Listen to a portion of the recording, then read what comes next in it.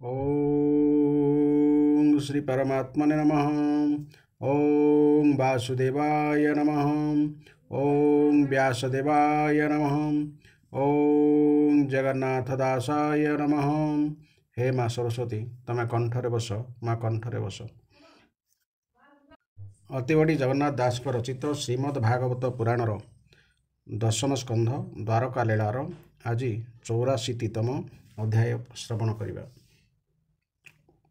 श्री शुक उवाच कहन्ति व्यासंकर सुत कृष्णम हिमा भागवत एमन्ते प्रभु नरहरि मनुष्य रूपे अवतरी स्वभावे माया अप्रमित से काहूँ हेबे पराजित एनर पशुंकर मत एनहे पुणी परमार्थ ताहांको पीड़न्ति असुरे विनाश हुअन्ति समहरे एबे हो शुण नृपमणि द्वारका पुरे हलपाणी कुरुपाण्डव घोरतम जानिले युद्धर उद्यम मध्यस्थ पणे जदुपति तीर्थग मने व्याजमती अर्थात कौनसी पक्षर समर्थन नक बलराम तीर्थदत्तर छल खसी जावाक इच्छा कले। जाइमी लीले कुरुक्षेत्र परशुरा मर कीर्ति जत्र स्नान सारी राम हृदे देवता पितृंको आनंदे जलत अर्पणे तोषी मन ब्राह्मणे देहि महिदान गमन्ति सरस्वती तीरे संगेश कल विप्रवरे पृथु दक बिंदुसर एबेनी तीर्थे हलधर पितृदेवता विप्रपूजी त्रितकु पकु पुणभजी सुदर सन सुविशाल एबेनी तीर्थे कामपाल आनंदे सारी नृत्यकर्म ब्रह्मति स्थरे आगमन पूर्णमी लीले चक्रतीर्थे सुप्राची सरस्वती पथे जमुना स्नान सारी धीरे आसिमी लीले गंगा तीरे तहुच लीले सुध मने मिलिले नई मिश्यारण्ये 60 सहस्र ब्रह्म ऋषि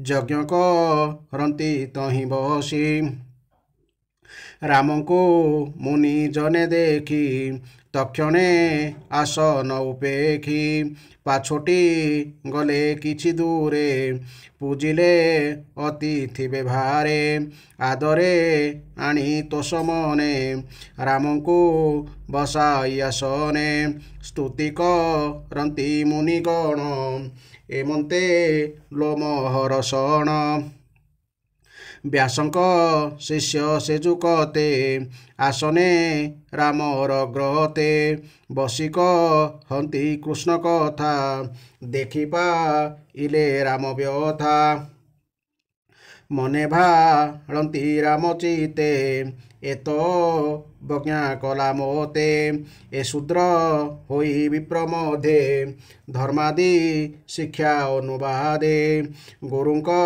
प्राय गर्व कला मोतेया सन नते जीरा केमन्ते धर्म विप्रजने कहे अनुवाद बदने ए बड़ मते विपरीत स्वभावे प्रतिलोम जात चेणु जेणु ए व्यासंकर शिष्य जानई जे भूत भविष्य पुराण इतिहास आदि ए सर्व धर्मशास्त्रवादी केवल आत्मा को न जाने अविनीत ए परमाणे ଦମ୍ଭେ ପଣ୍ଡିତ ବୋଲାଇ ମୋତେ ନ ଜାଣେ ଗର୍ବ ବହି। ନଟର ପ୍ରାୟ ଦୁରାଚାର ସ୍ୱଭାବେ ଗର୍ବ ଅହଙ୍କାର। ଏହାର ଧର୍ମ ବିଦ୍ୟା ଯେତେ ନିଶ୍ଚେ ନୁହନ୍ତି ଗୁଣ ଅର୍ଥେ। ଏହାକୁ ଦଣ୍ଡିବାର ଅର୍ଥେ ମୋବ ତାର ଏ ଜଗତେ। ଏମନ୍ତେ ହୃଦୟରେ ବିଚାରି ଅନନ୍ତ ବଳ ଆଗସରି। ଯେ ରାମ ଆତ୍ମା ଗୁଣେ ରତ ବିଧାତା ଫଳ ବିପରୀତ। ହସ୍ତେ ଯେ ଥିଲା କୁଶମୁଷ୍ଟି ତାମସ ଗୁଣେ କୋପ ଦୃଷ୍ଟି। କୁଶକୁ ଘେନି ଅତି କୋପେ ମିଳିଲେ ତାହାର ସମୀପେ। କୋପେ ପ୍ରଚଣ୍ଡ ଗୁରୁତର କୁଶେ ଛେଦିଲେ ତାର ଶିର। ହାହାସ ବଧେ ବିପ୍ରଜନେ ରାମଙ୍କୁ ଚାହିଁ ଖେଦ ମନେ। ଶଙ୍କର ଶଣ ମୁଖ ଚାହିଁ ବୋଲନ୍ତି ଶିରେ କର ଦେଇ। ଭୋନାଥ ଜଗତ କାରଣ ଏ ବଡ଼ ପାପ ଆଚରଣ। ଆଗମ ନିଗମ ଏ ବାଦ ପ୍ରତ୍ୟକ୍ଷେ କଲ ବ୍ରହ୍ମବଧ। ଭୋନାଥ ମହାଯଜ୍ଞ ଅର୍ଥେ ଏହାକୁ ଅଣାଇ ସମସ୍ତେ। ବ୍ରହ୍ମ ଆସନେ ବସାଇଲୁ ବଳ ଆୟୁଷ ବିସ୍ତାରିଲୁ।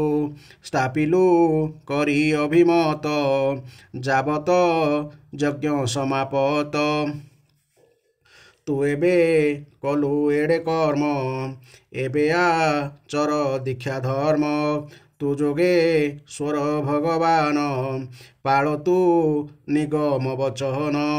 ଲୋକ ସଂଗ୍ରହ ହେତୁ କର ଏ ବ୍ରହ୍ମ ବଧ ପ୍ରତିକାର।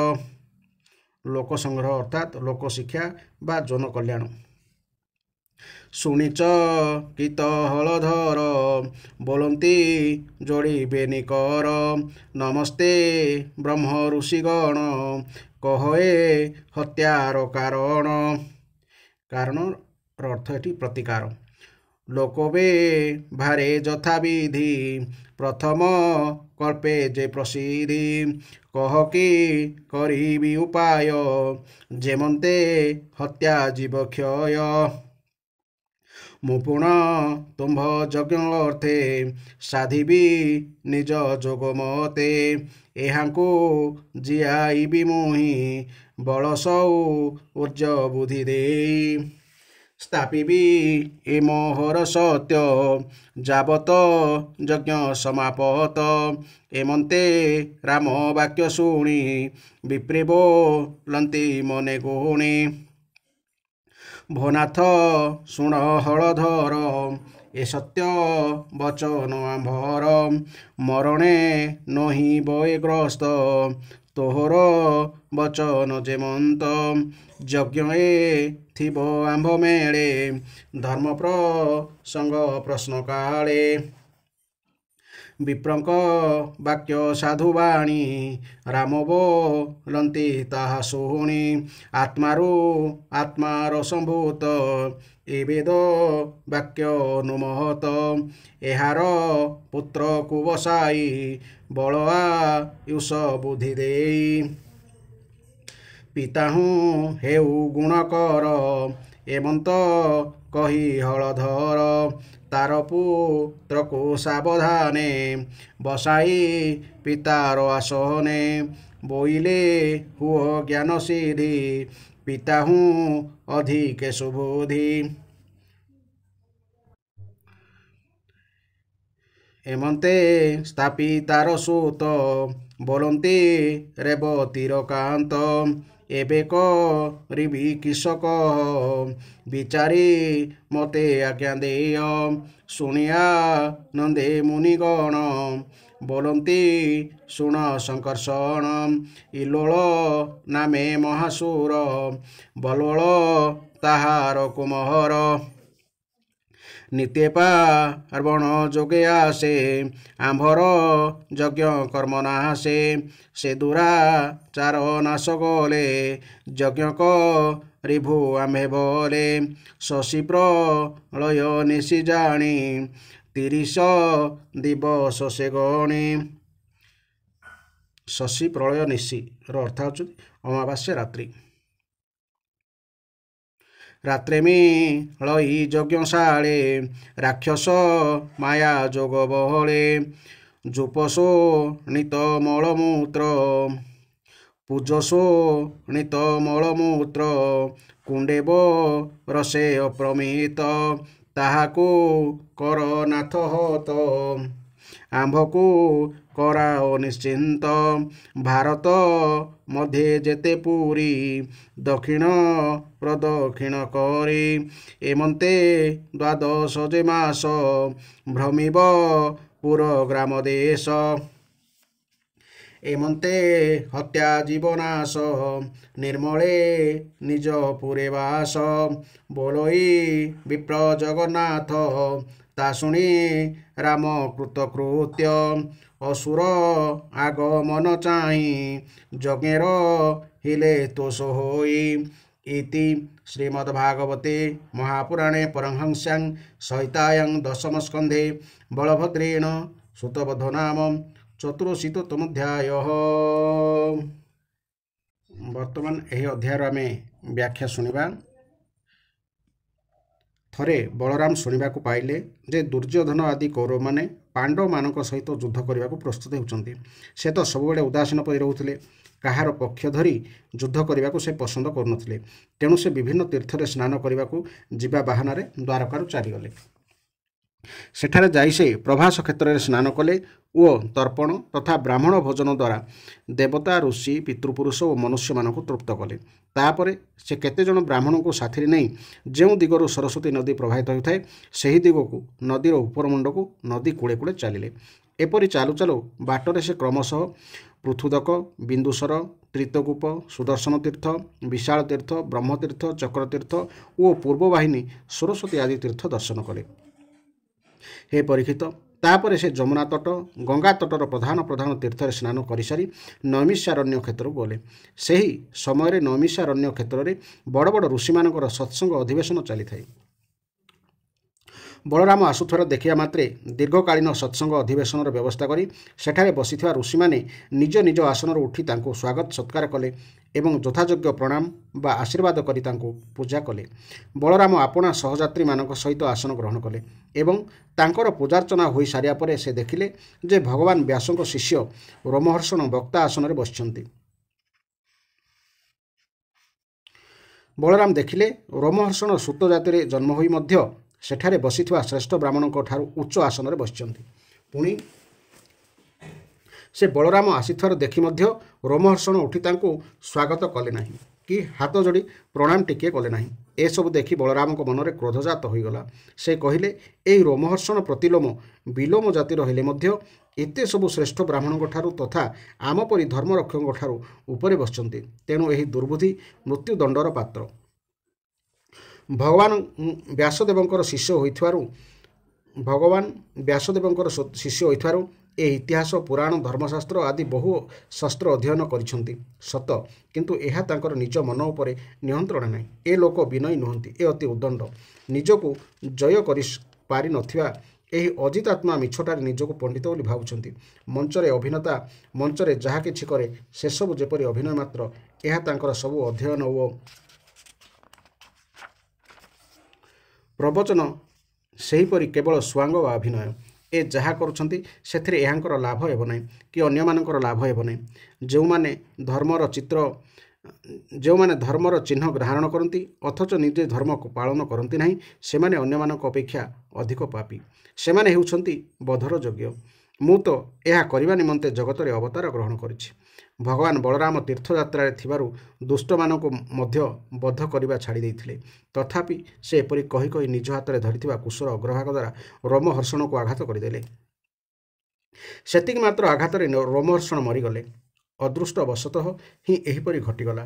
ରୋମହର୍ଷଣ ମରିଯିବା ଦେଖି ସବୁ ମୁନି ଋଷିମାନେ ହାହାକାର କଲେ। ସମସ୍ତଙ୍କ ମନରେ ଦୁଃଖ ହେଲା।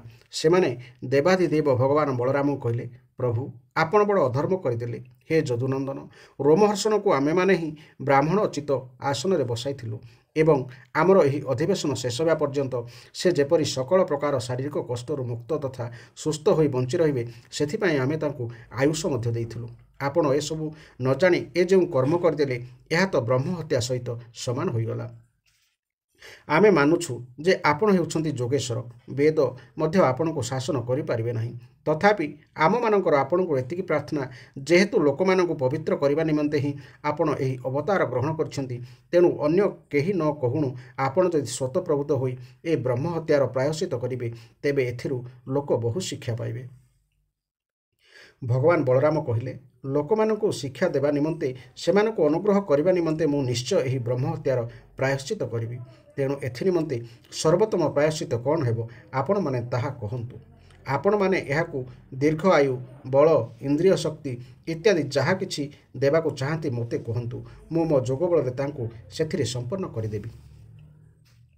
ମୁନି ଋଷିମାନେ କହିଲେ, ହେ ପ୍ରଭୁ ବଳରାମ, ଆପଣ ଏପରି କିଛି ଉପାୟ କରନ୍ତୁ ଯାହା ଫଳରେ କି ଆପଣଙ୍କର ଶସ୍ତ୍ର ପରାକ୍ରମ ଓ ଏହାଙ୍କର ମୃତ୍ୟୁ ବୃଥା ହେବ ନାହିଁ ଏବଂ ତା ସହିତ ଆମେମାନେ ଏହାକୁ ଯେଉଁ ବର ଦେଇଥିଲୁ ତାହା ମଧ୍ୟ ସତ୍ୟ ହୋଇପାରିବ। ଭଗବାନ ବଳରାମ କହିଲେ, ହେ ଋଷିଗଣ, ବେଦ କହନ୍ତି ଆତ୍ମା ହିଁ ପୁତ୍ର ରୂପରେ ଜନ୍ମ ହୋଇଥାଏ। ତେଣୁ ରୋମହର୍ଷଣଙ୍କ ସ୍ଥାନରେ ତାଙ୍କର ପୁତ୍ର ଆପଣମାନଙ୍କୁ ପୁରାଣ ଆଦି ଶାସ୍ତ୍ରର କଥା ଶୁଣାଇବେ। ତାଙ୍କ ପୁତ୍ରକୁ ମୁଁ ମୋ ଶକ୍ତି ବଳରେ ଦୀର୍ଘାୟୁ, ଇନ୍ଦ୍ର ଶକ୍ତି ଓ ବଳ ପ୍ରଦାନ କରୁଛି। ହେ ଋଷିଗଣ, ଏହାଛଡ଼ା ଆପଣମାନେ ଆଉ ଯାହା କିଛି ଚାହୁଁଛନ୍ତି ମୋତେ ଜଣାନ୍ତୁ। ମୁଁ ଆପଣମାନଙ୍କର ଇଚ୍ଛା ପୂର୍ଣ୍ଣ କରିବି। ଜାଣିନଥିବାରୁ ମୁଁ ଯେଉଁ ଅପରାଧ କରିଦେଲି ତାହାର ପ୍ରାୟଶ୍ଚିତ ମଧ୍ୟ ଆପଣମାନେ ବିଚାର କରି କହନ୍ତୁ, କାରଣ ଆପଣମାନେ ହେଉଛନ୍ତି ଏ ବିଶ୍ୱରେ ବିଦ୍ୱାନ। ଋଷିମାନେ କହିଲେ, ହେ ପ୍ରଭୁ, ବଲ୍ଲୋଳ ବୋଲି ଏକ ଭୟଙ୍କର ଦାନବ ଅଛି। ସେ ହେଉଛି ଇଲୋଳର ପୁତ୍ର। ପ୍ରତ୍ୟେକ ପର୍ବ, ପୂର୍ଣ୍ଣିମା ଓ ଅମାବାସ୍ୟା ସମୟରେ ସେ ଏଠାକୁ ଆସି ଆମର ଏହି ଧର୍ମସଭାକୁ ଦୂଷିତ କରିଦେଉଛି। ହେ ଯଦୁନନ୍ଦନ, ସେ ଏଠାକୁ ଆସି ପୂଜ, ରକ୍ତ, ମଳ, ମୂତ୍ର, ମଦ୍ୟ ଓ ମାଂସ ବର୍ଷା କରୁଛି। ଆପଣ ସେହି ପାପୀଟାକୁ ମାରିଦିଅନ୍ତୁ। ଆପଣମାନଙ୍କ ଦୃଷ୍ଟିରେ ଏହା ଏକ ବିରାଟ ସେବା ହେବ। ତାପରେ ଆପଣ ଏକାଗ୍ର ଚିତ୍ତରେ ତୀର୍ଥମାନଙ୍କରେ ସ୍ନାନ କରି 12 ମାସ ପର୍ଯ୍ୟନ୍ତ ଭାରତବର୍ଷ ପରିକ୍ରମା କରନ୍ତୁ। ସେଥିରେ ଆପଣଙ୍କର ଦୋଷ ଖଣ୍ଡନ ହୋଇଯିବ ଏବଂ ଆପଣ ଶୁଦ୍ଧପୂତ ହୋଇଯିବେ। ଏହି ଥିଲା ଏହି ଅଧ୍ୟାୟର ବ୍ୟାଖ୍ୟା।